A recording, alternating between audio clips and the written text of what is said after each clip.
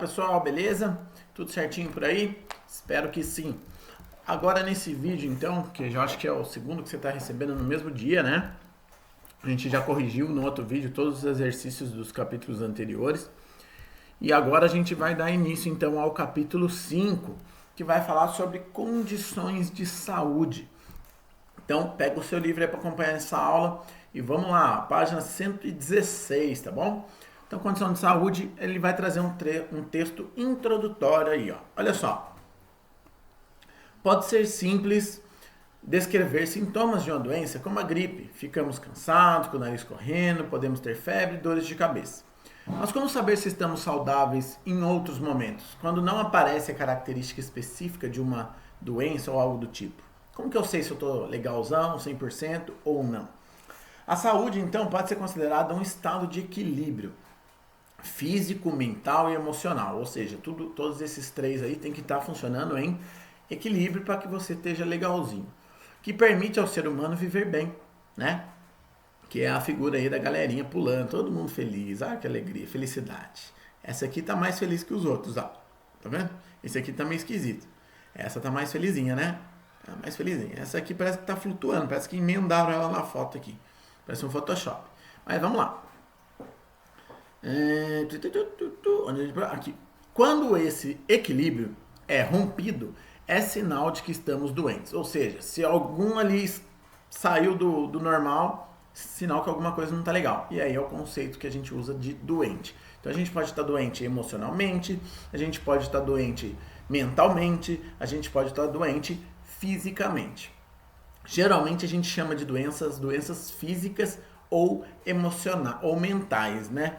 Que, por exemplo, doenças mentais do tipo distúrbios mentais, né? Dislexia, por exemplo, ou alguma outra coisa do tipo. E doenças físicas, que são as doenças tidas como doenças mesmo, né? Que a gente chama de doença, né? A gente não costuma falar, eu tô doente, estou com problema de raciocínio. Não, você não fala outra doença, você fala que você está com problema de raciocínio. Agora, quando você está com gripe, você fala, eu tô doente, tô meio gripadão, tô ruinzão, né? Então, aí atinge o físico.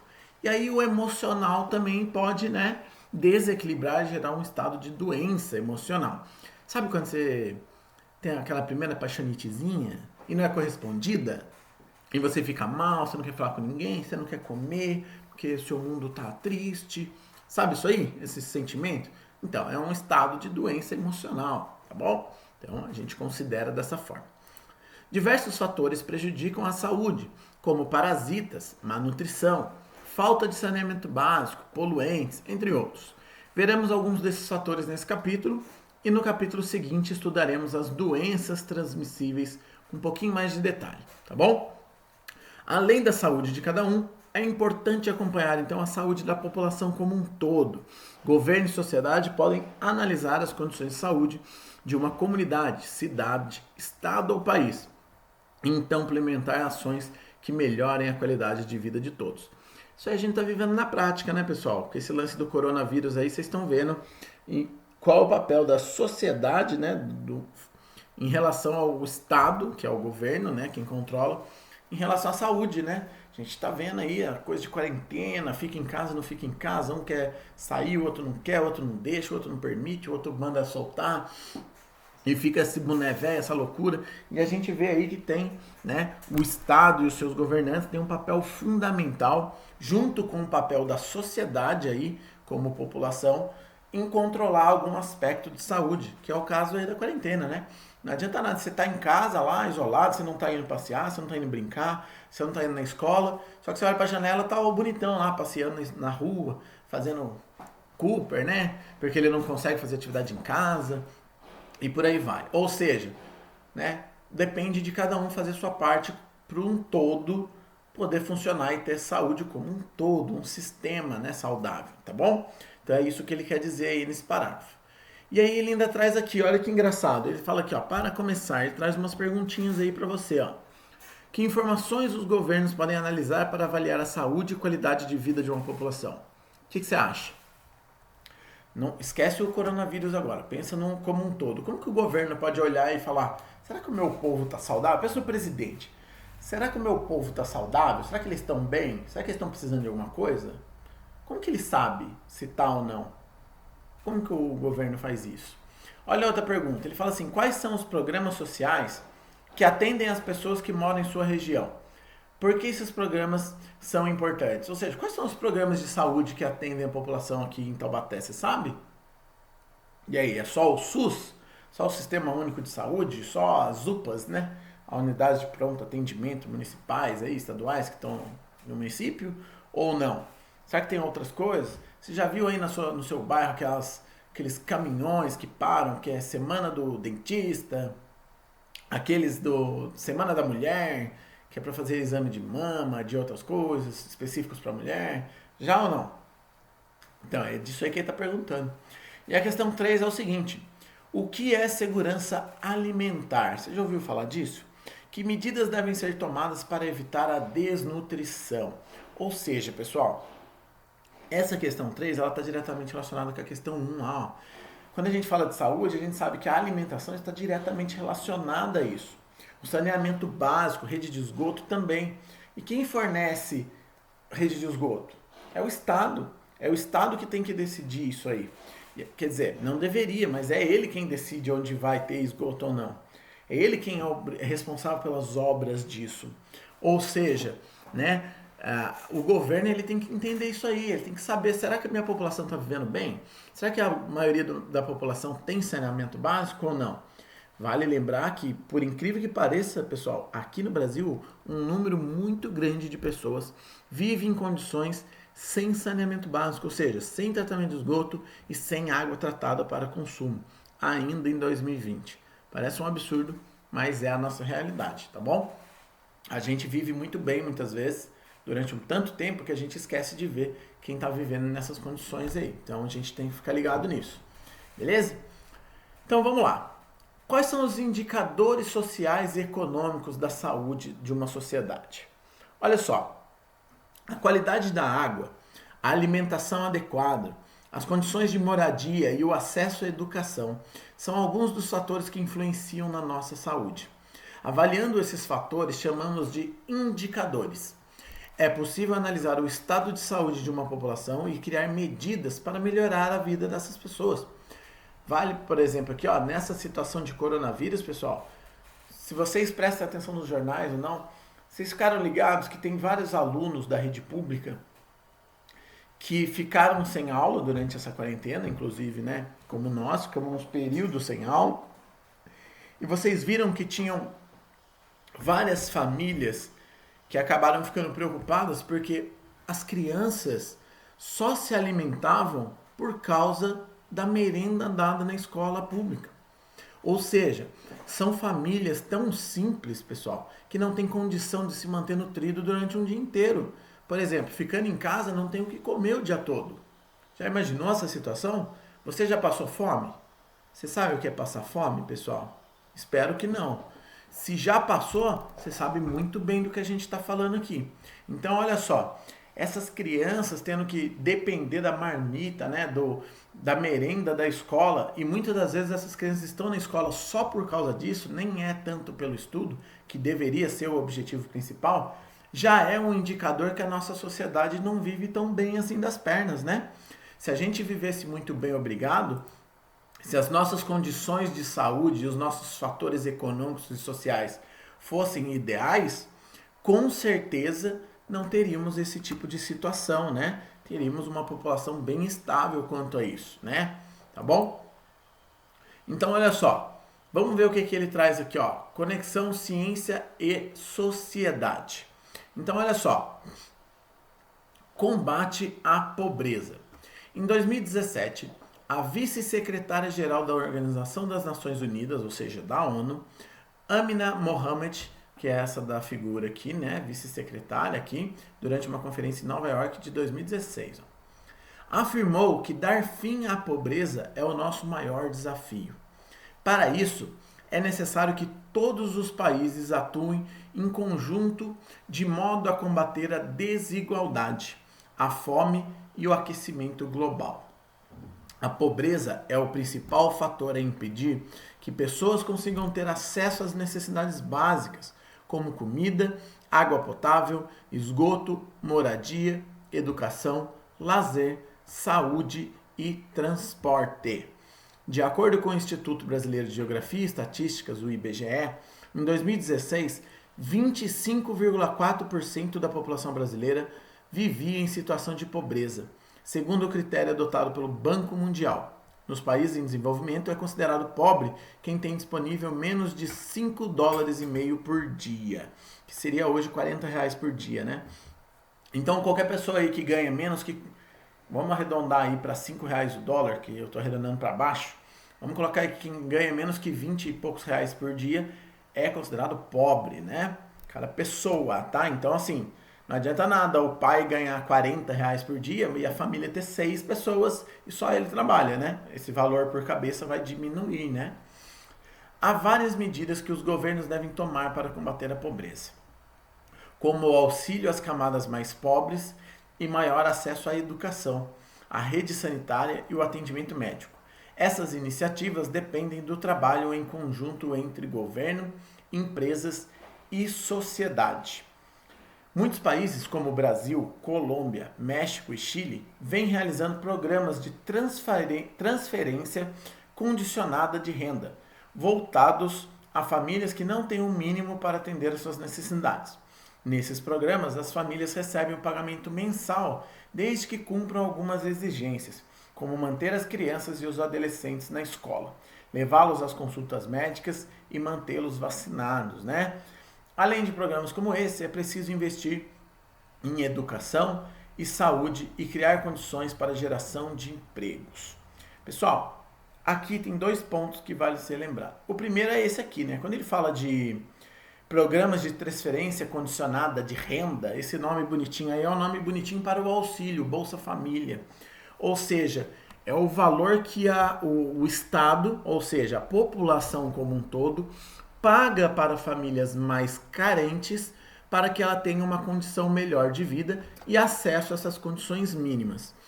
E uma moeda de troca que o governo usa, para não falar que está simplesmente dando esse dinheiro, é a exigência de alguns fatores. Quais são? Que os filhos estejam na escola, que eles estejam estudando, né? Que eles estejam bem alimentados, que eles estejam vacinados. Ou seja, a preocupação aqui principal logo se vê que é qual? Eu dou um dinheiro para facilitar a sua vida, mas eu quero que o seu filho saia dessa vida que você está vivendo. Por quê? Porque eu quero aumentar a condição, melhorar a condição de vida. Aí eu pergunto para vocês, será que esse é o melhor mecanismo para isso? Será que investir todo esse dinheiro em melhores unidades escolares, melhores necessidades de, né, melhores condições de acesso à saúde para essa população não funcionaria melhor? Exigir que a pessoa que está matriculada numa escola faça o acompanhamento médico seria melhor? Será que direcionar essa verba seria melhor? O que você acha? Acho que sim, acho que não. Olha só, é um assunto que dá pano para manga aí, hein? Daria para discutir isso infinitas horas aí sobre essas questões de auxílio. E vale lembrar aqui que não é só Brasil, México, Chile e Colômbia que são países, né, em desenvolvimento aí que apresentam esse tipo de situação. Países como Inglaterra oferecem auxílio também à população. Então não venham, né, pensando, porque hoje a gente recebe muita informação, principalmente política, de que isso aí é coisa da esquerda, que a direita tá errada. Esquece isso. Pensa no mundo como um todo. Pensa no indivíduo, pensa no próximo. Países de bom desenvolvimento também usam essa metodologia de trabalho. Então, assim, então se usa é porque é bom, porque funciona. Será? Será que funcionaria melhor? Será que teria outras formas? Quais são outras formas que talvez pudessem ser utilizadas para isso? Um reflexo disso, pessoal, se encontra na nossa Constituição Federal. Se você pegar a Constituição Federal, quer ver? Eu vou até ver se eu abro aqui ao vivão aqui para vocês. Olha só, se eu pegar aqui se eu jogar aqui no Google Constituição Federal de 88, coloca aí CF 88, artigo 1 ao 4, ou 1 ao 5, que é o maior. Se você colocar isso aí no Google e abrir lá a Constituição, você vai perceber, eu estou fugindo um pouco do assunto, mas é que eu quero mostrar para vocês, tá, pessoal? O que eu queria mostrar para vocês é isso aqui, ó. Quando ele fala aí diminuir a pobreza, inclusive a própria moça aí da ONU fala, né? Ela falou. Repare aqui, ó, se você pegar a Constituição Federal, ou seja, as regras que regem como o governo brasileiro vai funcionar, ele tem aqui, ó, os princípios fundamentais no título 1, né? Beleza, bababá, bababá. Artigo 2, 3. Olha aqui o artigo 3, pessoal. Olha, lê com bastante atenção qual é o objetivo fundamental da República Federativa do Brasil, ou seja, qual é o papel fundamental do Brasil em qual, né, com os seus brasileiros, com os seus cidadãos, ou seja, qual que é a função do Brasil com a gente, comigo, com vocês, com os seus pais, com nós. 3 principais. Construir uma sociedade livre, justa e solidária. Bacana. Aqui vale lembrar que esse conceito, para quem já está estudando história, não sei se vocês já estudaram a formação, né, da fraternidade francesa, não sei se vocês já estudaram isso ou não, estou por fora. É o mesmo conceito que veio de lá. Copiou e colou aí para... é bacana, os direitos fundamentais lá dos direitos humanos, tá? Aí ele fala, garantir o desenvolvimento nacional, ou seja, garantir que todo mundo ande junto, que a coisa vá, que flua, que só melhore, beleza? E aí, olha uma leitura bem minuciosa do parágrafo 3 do artigo 3. É aqui que a gente quer falar sobre o nosso assunto. Ele fala o seguinte, erradicar a pobreza e a marginalização, beleza? Ou seja, erradicar é acabar com a pobreza e a marginalização. Olha só essa observação. Então ele está falando que a função do Brasil é acabar com a pobreza. Beleza? Estou dando uma de advogado aqui, mas vamos lá.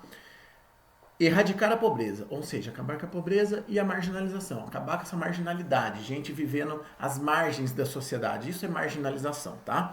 Quem vive à margem da sociedade está vivendo fora dela, né? Tá na margem, tá na porção final, ou seja, as pessoas que não são observadas pela sociedade. Então a gente quer acabar com isso. Mas ele traz ali, ó, e reduzir as desigualdades sociais e regionais. Ou seja, eu quero acabar com a pobreza, mas eu não quero acabar com a desigualdade social e regional. Pera aí, professor, se eu quero acabar com a pobreza, não significa que eu queria acabar com a desigualdade? Não. Significa que eu quero que você saia desse amplo de pobreza. Só que você não precisa ser tão rico quanto eu. Tá vendo? Ou seja, eu posso crescer, você também pode crescer, mas você não pode crescer mais do que eu. A gente não pode ser igual. Tá bom? A desigualdade continua. Eu vou ser mais rico que você sempre. A diferença é que você não é mais pobre, então você não tem motivos para reclamar. Tá bom? Essa é uma como que eu posso dizer, é uma leitura um pouco mais crítica que você pode fazer da Constituição Federal. Obviamente, eu não tenho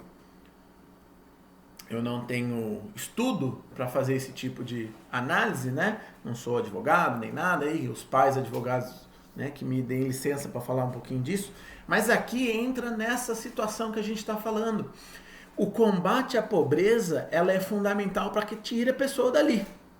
Mas logo pelo nosso artigo ali, você vê que a preocupação de quem criou aquela Constituição, e muito provavelmente os governantes atuais, ele não está preocupado se vai sair da pobreza ou não, cara. Até porque a própria Constituição do país meio que deixa meio às margens esse assunto. Fala que ele tem que reduzir e tirar o cara lá da pobreza. Então vem um governante lá e fala assim, agora eu dei o Bolsa Família, ou eu dei isso, e ninguém mais passa fome. Só passa fome quem quer. Será que a realidade é essa? Será que não tem gente passando fome ainda? Quantas pessoas você já viu aí? Agora na quarentena é difícil, mas quantas pessoas você vê pedindo dinheiro na rua? Mas ele está ali porque quer, professor. Não importa. O papel nosso como sociedade é, todos têm que ter condições dignas de viver com qualidade de saúde. E aí eu pergunto, será que acabou a pobreza? Será que acabou essa diferença, essa desigualdade toda? A desigualdade a gente já viu que o Estado brasileiro não quer acabar com ele só quer reduzir. Mas não é utopia, ou seja, é impossível imaginar que essa desigualdade vai acabar. E é por isso que ela aparece daquele jeito ali. Mas a questão é, estamos fazendo o que dá e o que está ao nosso alcance para combater a pobreza? Será que a gente está fazendo isso? Será que os nossos governantes estão fazendo isso? Né? É muito fácil a gente pegar aqui mesmo na nossa cidade, você vê onde você mora, a região onde você mora, onde eu moro, talvez vocês, pessoas vivendo bem, tem casa, tem carro, pode não ser a melhor casa nem o melhor carro, mas vive, tá bem, tá acima aí da linha da miséria, né, da pobreza extrema. Mas aí tem tantas pessoas, principalmente aqui na nossa realidade, pessoal, que moram em alguns bairros não muito distantes, qualquer 15 minutos de carro aí, você consegue chegar em realidades muito, muito tristes e próximos aqui, pertinho da gente, e que tá aqui dentro dessa situação, ó. Tá dentro dessa situação aqui, ó. Ganha muito menos que isso, quando ganha, e não tem condições básicas, que são essas, ó. A pessoa não tem comida o suficiente para o dia, porque as crianças têm que ir para a escola merendar, então tem que ir para a escola para comer e não para estudar. Muitas das vezes a água ainda é retirada de algum outro local que fornece. O esgoto é lançado diretamente em rios ou córregos, né? A moradia é uma moradia suspeita, não tem legalização, ou seja, foi construída sem questões seguras de arquitetura e engenharia. A educação é dada meio que, né, na forma do vai para comer e estudar é consequência. Então eu imagino que essa não seja o direcionamento exato para uma pessoa que tem que estudar, né? Lazer e saúde, então, essa pessoa, você sabe, ela vai ter o lazer na medida do possível dela. Será que essa pessoa pode fazer igual a gente? Ir pro shopping, assistir um cinema, ver algumas coisas novas, legais e pedir pro pai comprar, ir lá e comprar e acabou? Será que essas pessoas, essas crianças, essas famílias têm essas mesmas condições? Então aí é uma coisa pra gente observar e prestar muita atenção, tá bom, pessoal? Então, vamos continuar lá. Falando disso, o tema vai ficando mais pesado ainda, né? Porque agora ele traz mortalidade infantil, tá bom? A gente vai falar aqui rapidinho e já a gente acaba esse vídeo. Então, respira aí comigo e vamos lá. Mortalidade infantil. A taxa de mortalidade infantil corresponde ao número de crianças que morrem antes de completar 1 ano de idade. Então, taxas de mortalidade infantil são sempre calculadas com crianças abaixo de 1 ano, tá bom? Em cada 1.000 crianças, em dado período de 1 ano, por exemplo.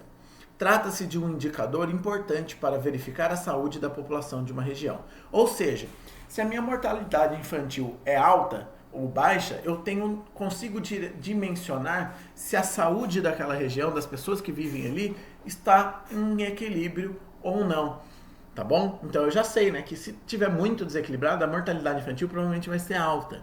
E se as condições estão todas ok, ou próximas disso, a mortalidade tende a baixar. A falta de saneamento básico, de assistência médica, à criança e à gestante, e a desnutrição são fatores que elevam a taxa de mortalidade infantil. Em razão disso, quanto mais desenvolvida uma região, menor será a taxa de mortalidade infantil, tá? Nas nações mais desenvolvidas, com melhores condições sociais e econômicas, como é o caso do Japão, a taxa de mortalidade infantil é muito baixa, menor do que 3 mortes para cada 1.000 nascidos, ou seja, pouquíssimo, né? Se você... Vamos grifar esse número aqui só pra gente... Ou seja, morre só 3 crianças a cada 1.000, tá bom? Já no Brasil, segundo o Ministério da Saúde, em 2015 foram 13,3 mortes para cada 1.000 nascidos, tá bom? Então, nossa, professor, mas 13 em 1.000? Então, mas são 13 crianças que seriam alguém, né? São 13 mães lamentando a perda de um filho. Muitas das vezes a mãe também está morta junto dessa contagem aqui, né? Então, assim, são várias famílias, inúmeras pessoas envolvidas com essas famílias que estão relacionadas diretamente com essa morte, né? Pais, avós, primos, irmãos, todos os parentes, né? E por aí vai. Mantendo uma tendência de queda de 26 anos, ou seja, pelo menos o bom sinal é que nos últimos 26 anos esse valor está diminuindo, ou seja, significa que as condições estão melhorando, tá bom? Essa taxa, no entanto, varia de região para região, ou seja, estamos falando de uma média nacional, significa que tem regiões do país que é maior do que isso e outras que são menores, tá bom?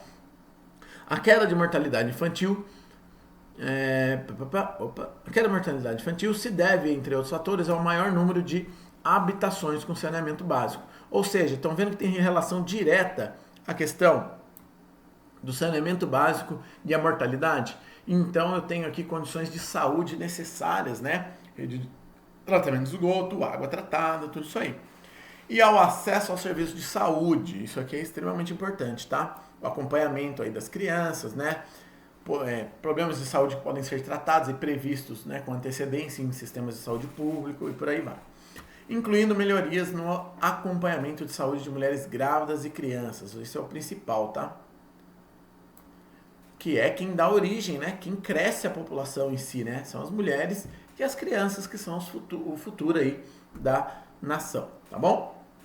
Em 2016, porém, dados do Ministério da Saúde apontam um aumento nessa taxa para 14 mortes para cada 1.000 nascidos. Ou seja, nos últimos 26 anos até 2015, tinha-se um decréscimo.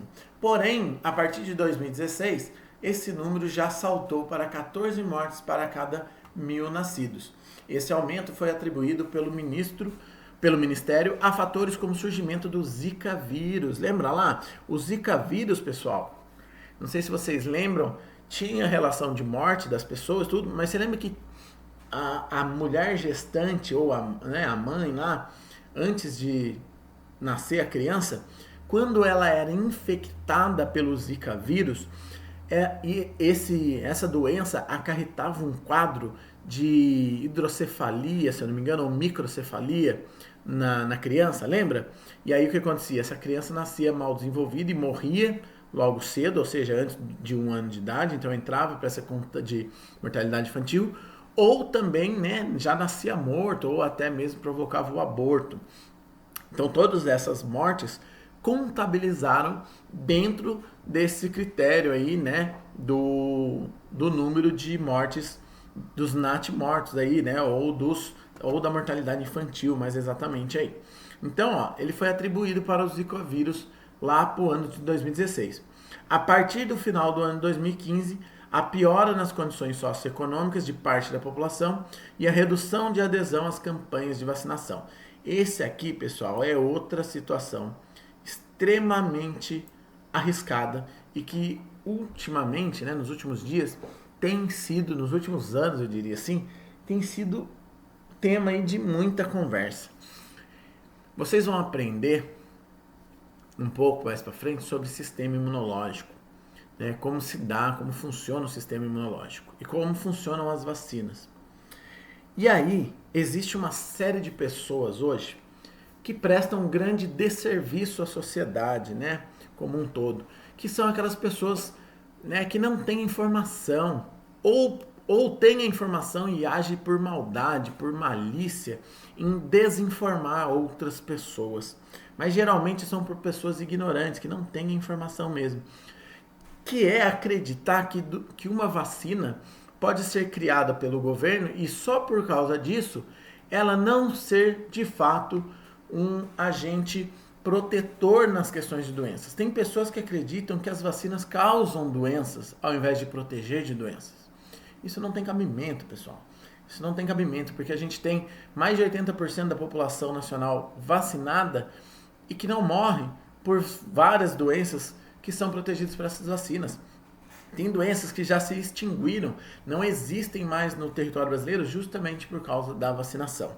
Porém, ainda assim existem pessoas ou desinformadas ou que agem por malícia e querem desinformar outras pessoas e ficam nessa campanha de que vacina causa autismo, ou que vacina não traz benefício nenhum, ou que vacina é uma chave do governo para controlar as pessoas e por aí vai com essas ideias de jirico aí, tá bom? Então, pessoal, essa redução na adesão nas campanhas de vacinação traz como consequência direta o aumento do número de mortes a cada 1.000 nascidos aí, né? Que é o nosso, no caso, o nosso cálculo de mortalidade infantil.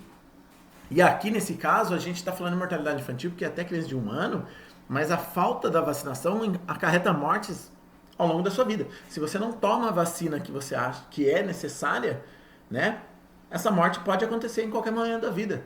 Por exemplo, agora, com o coronavírus. Amanhã aí inventam uma vacina para o coronavírus. Legal, inventaram uma vacina, a gente já vai poder voltar a viver um pouco mais tranquilo, que você vai tomar vacina, você não vai ficar preocupado, né? Porque agora parece que é pra gente voltar, né? Dia 20 de julho aí parece que é pra voltar as aulas, hein? Fica ligeiro. Não sei se vai voltar. O calendário do governo do estado de São Paulo é esse. Pra voltar dia 20 de julho. Mas você acha que vai voltar tudo normal? Claro que não, vai voltar todo mundo meio pá, meio ali, meio assim. Por quê? E é o certo. Não é porque voltou que você vai churrasco, encher a casa da família, né? Todo mundo na família em casa. Não, gente. Toma cuidado, a pandemia tá aí, o vírus tá aí ainda. Então vai voltar pra quê? Para que a sociedade consiga caminhar, a economia consiga caminhar. Não para voltar ao normal, fuzuê igual era antes. A gente vai ter que voltar devagarzinho, passos lentos, máscara, luva, álcool em gel, distanciamento, tudo ainda mantendo normal. Quando que isso vai voltar a querer ser melhor e normal de novo? Quando rolar uma vacina para todo mundo. Quando tiver uma vacina para geral, aí a gente vai poder finalmente falar, opa, agora demorou, tô vacinado, já posso sair por aí no meio da galera, aglomeração, shopping, balada, circo, cinema, churrascão com a família inteira, abraço, aperto de mão, chute na bunda do primo e por aí vai. Beleza? Então, até aí, a gente vai precisar de uma vacina. E aí eu pergunto pra você, esse cara aí que fala que vacina faz mal, vai tomar ou não essa vacina? O que você acha? Se for um hipócrita que fala isso para prejudicar os outros, vai, né? Ele vai tomar, porque ele vai ficar com medo, né? Quem tem vida tem medo de perder a vida. Agora, se ele acredita fielmente que essa vacina faz mal, o que ele vai fazer? Não vai tomar. E aí ele vai correr o risco do quê? De ser infectado pelo vírus em algum momento e acabar morrendo, né? Então, assim, e esse reflexo desse público aí, dessa galera que não acha que... É o mesmo grupinho que faz parte, não que faz parte, mas é a mesma ideia, né? Gente que acredita que a Terra é plana, gente que acredita que aqueles rastros no céu que são deixados pelos aviões são veneno jogado para matar a população. Só gente com a cabeça, né, bem reduzida. E aqui vale lembrar aquilo que a gente conversou em sala uma vez, né? A gente ri dessas pessoas, muitas vezes. Nossa, que pensamento, nossa, que burro, não sei o quê. E dá risada até, tira até onda com essa turma, né? Terra plana lá da vida, lá, tira onda com essa galera. Só que é aquilo que eu já falei pra vocês. Essas pessoas não nasceram assim. Essa é a falta de informação. Elas tiveram acesso que vocês têm aí também, de ter informação. Só que é aquilo, quanto de atenção você desprende para isso? Você está prestando atenção nesse assunto? Você está prestando atenção no que a gente está falando, no que está acontecendo? Amanhã você pode ser um desinformado de alguma função aí. Não estou falando que você vai falar que a Terra é plana ou não, mas você pode ser desinformado de alguma informação que deveria fazer parte do seu conhecimento. Muitas das vezes essa galera da vacina aí faltou nas aulas sobre o sistema imunológico, faltou atenção, levar a sério, né? Então tá aí a outra função que a gente tem que ter de prestar atenção no que está sendo passado para que a gente não faça esse papelão lá no futuro de falar umas besteiras como essa aí. Beleza, pessoal? Então vamos lá que a gente tem ainda mais alguns minutinhos. Vou ver se a gente consegue falar sobre expectativa de vida ainda. Então, olha só. O número estimado de anos de vida para uma pessoa desde o seu nascimento é conhecido como expectativa média de vida ao nascer, ou simplesmente expectativa de vida. Esse indicador vem aumentando no mundo ao longo do tempo. Isso se deve à melhoria das condições de saúde, como saneamento básico, campanhas de vacinação e melhor atendimento médico, além de novos medicamentos e tratamentos desenvolvidos pela ciência da saúde. Ou seja, o que ele está querendo dizer aqui é o seguinte: expectativa de vida é quanto eu espero viver, né? Quando você nasceu, você aí nasceu 2000 e... Vocês nasceram o quê? 2006, 2007? Por aí, né? 2006, 2007. Quando você nasceu, qual era a expectativa de vida para uma pessoa que nasceu no seu ano? Provavelmente é mais de 100 anos ou 100 anos. Deve ser por aí, tá? Olha para você ver que legal. Como a gente sabe que ao longo do tempo a tecnologia avança, os avanços médicos e científicos são claros, né? Desenvolvimento de vacinas, de medicamentos, novas formas de tratar doenças, tudo isso está mudando, tá? Todo ano está rolando coisa nova e a ciência está a milhão por hora. desenvolvendo vacina, remédio, tratamento, equipamento e estudo e isso, aquilo. Tudo isso tem relação direta com quanto tempo você vai viver. Olha que doido. Então é muito importante para a sua vida todas as pessoas que estão estudando enfermagem, farmácia, medicina, todas as áreas no geral, né? Mas principalmente as áreas da saúde. Porque são esses conhecimentos que vão permitir que você sobreviva a uma doença lá para frente, que tenha um bom tratamento médico a alguma doença, um novo medicamento que pode tratar uma possível doença. É o exemplo aí de novo do coronavírus, né? É a ciência, os médicos, a comunidade científica que está trabalhando para gerar uma vacina e para conseguir manter o maior número de pessoas vivas possível. É a mesma ideia aí, né?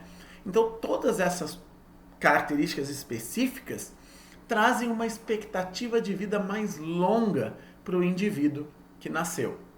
Então, quanto mais novo a pessoa é, quanto mais nova a pessoa é, ou seja, quanto mais tempo demorou para que ela surgisse no mundo, mais facilidade tecnológica de tratamento e tudo mais ela vai ter, prolongando também um ano, quantos anos de vida você vai viver. Se você olhar aí os períodos históricos, lá das antiguidades, lá, né, história antes de Cristo, ou o período da Idade Média, um pouco depois, e tudo mais, e você reparar nas pessoas que viveram, nomes importantes dessas sociedades, repara lá, a próxima aula de história que falar de pessoas importantes, lá, repara quantos anos as pessoas tinham quando morreram, ou quantos anos elas tinham quando surgiram com ideias inovadoras lá, né? Que normalmente a pessoa aparece nos livros de história assim, né? Ou foi um grande general, ou foi um grande imperador, presidente, alguma coisa do tipo, ou foi uma pessoa da área da ciência muito importante por revolucionar alguma coisa, né? Um químico, um físico, um matemático, e por aí vai. Repara lá quantos anos de vida essa pessoa tinha quando realizou alguma coisa de fato memorável, que ficou na história, ou quantos anos ela tinha quando ela morreu. Vocês vão ver que era muito comum, lá muitos anos atrás, a pessoa morrer com 45, com 50 anos de idade. Chega uma época da história do mundo que pessoas que morriam com 60 anos de idade era considerado um ancião, um cara extremamente idoso, 60 anos, pessoal. 60 anos. Hoje, 60 anos é assim, ó, você tá novo ainda com 60 anos, é lógico, né? Está limitado. E você com 12, 13 anos pensa, 60 anos está novo.